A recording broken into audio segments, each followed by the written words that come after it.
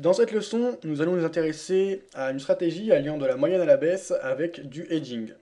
Donc déjà, on va définir ces deux termes. Donc la moyenne à la baisse, là par exemple, je suis sur le graphique euro face au franc suisse. J'ai une position à la vente ici, ça veut dire que je parie sur une poursuite de la baisse. En l'occurrence, les cours ont monté, donc ce que je vais faire, c'est que je vais reprendre une position à la vente pour avoir une moyenne donc entre ces deux positions qui donne une moyenne plus haute que mon point d'entrée de départ. Bien sûr, ça inclut plus de risques, puisqu'ensuite, si la hausse se poursuit, eh bien j'aurai mes deux positions qui seront perdantes au lieu d'une seule. Donc, bien sûr, le but, c'est de parier un moment sur un retracement, et donc de toujours, là, en l'occurrence, vu qu'on est à la vente, de toujours améliorer son niveau d'achat, donc avoir un niveau moyen d'achat beaucoup plus haut que celui de départ. Donc c'est une stratégie qui est intéressante, mais qui inclut vraiment des risques, puisque si ça monte beaucoup, là par exemple si on a moyenné à la baisse, donc à l'achat, c'est-à-dire par exemple si ce matin j'avais pris position à l'achat sur l'euro face au franc suisse, et que ça se serait effondré, et qu'à chaque fois, tous les 10 pips, j'aurais repris une position, au final, à la fin de la journée, peut-être que j'aurais vidé mon compte, ou en tout cas, j'aurais accusé une grosse perte, beaucoup plus grosse que si j'avais pris une seule position le matin. En revanche, si on a une belle remontée, au final, je vais beaucoup plus vite rentrer dans les frais que si j'avais gardé que ma position du matin. Donc ce type de stratégie est à privilégier sur des graphiques ou des paires ou des produits financiers qui ont une forte tendance à retracer et à rebondir. On peut voir par exemple l'euro face à la livre sterling qui agit comme ça à court terme bien souvent. Vous voyez? Alors on a des gros mouvements, mais la plupart du temps, si on regarde par exemple en une heure, vous voyez, on a tendance à toujours revenir sur nos pas, donc ça c'est une stratégie intéressante. Alors elle est risquée, à ça il faut déjà prendre peu de risques, c'est-à-dire avec une position de départ très faible par rapport à notre capital, et également bien fixer ses points d'entrée et de sortie, et être raisonnable quant à l'espacement de ces différents ordres, donc pour éviter de trop vite manger notre équité et notre marge.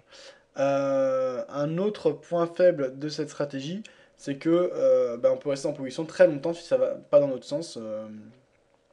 En revanche, un point fort, c'est on va encaisser finalement que des gains, mais en prenant un certain risque. De ça, on n'a rien sans rien. Donc l'autre point, c'est le hedging. Donc le hedging, c'est le fait de passer en même temps un ordre d'achat et un ordre de vente.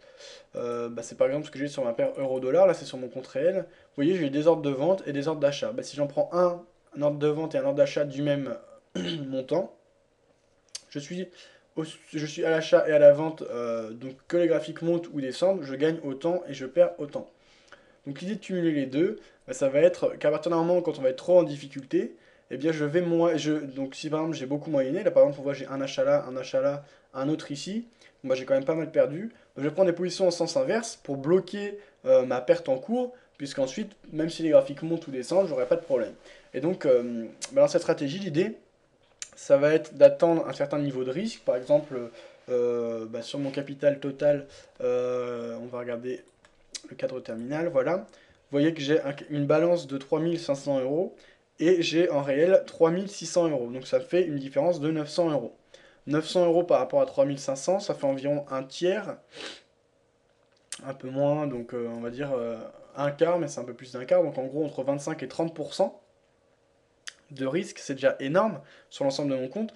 Donc à partir de maintenant, je vais plus prendre le risque de moyenner uniquement, je vais faire du hedging pour limiter cette perte. Alors si on fait du hedging, que ça monte ou que ça descende, le problème c'est que si on perd pas d'argent, on n'en gagne pas non plus. Donc on va essayer de protéger les positions les plus risquées, c'est-à-dire les paires sur lesquelles on est le plus exposé, de se protéger sur celles-ci, et sur les autres paires où on est encore dans une situation viable, on va continuer notre moyenne à encaisser des gains, etc., de manière à accumuler du gain, et au final l'idée c'est à partir du moment, à force d'augmenter notre équité et notre balance en encaissant les gains, eh bien on va avoir un capital suffisant pour reprendre la moyenne tout en ayant un risque maîtrisé. Donc moi personnellement, en général, je vais attendre un gain entre 10 et 15 euros pour encaisser. Et un gain, je parle toute position cumulée, hein, entre 10 et 15 euros.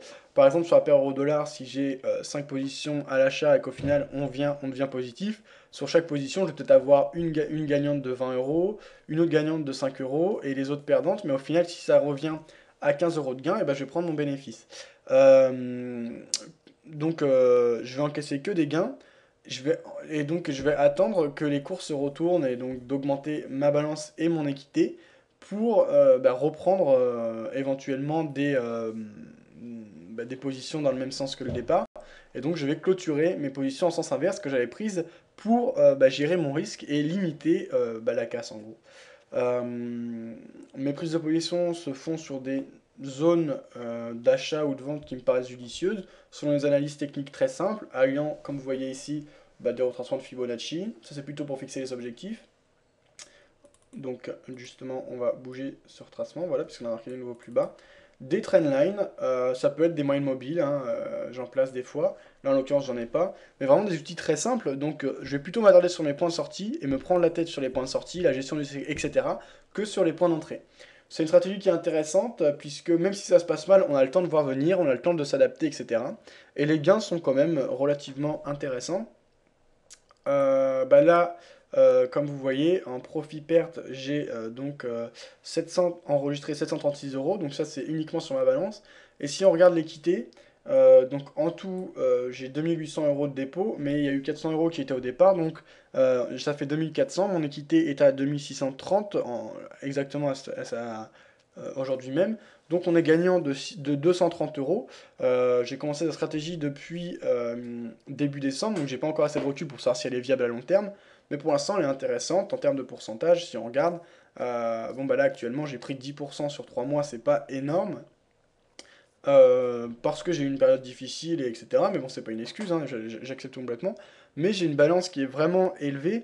Et si aujourd'hui je décidais de tout couper et de ne plus prendre de nouvelles positions, mais uniquement de tout fermer, donc le seul objectif serait d'encaisser mes gains, je pense que je pourrais facilement revenir à 3000 euros sans prendre de gros risques. Mais là, vu que je continue dans cette optique, donc j'ai en ce moment une politique de gestion du risque, puisqu'on est quasiment à 25-30%, sachant que 30% c'est vraiment la limite du risque que j'accepte.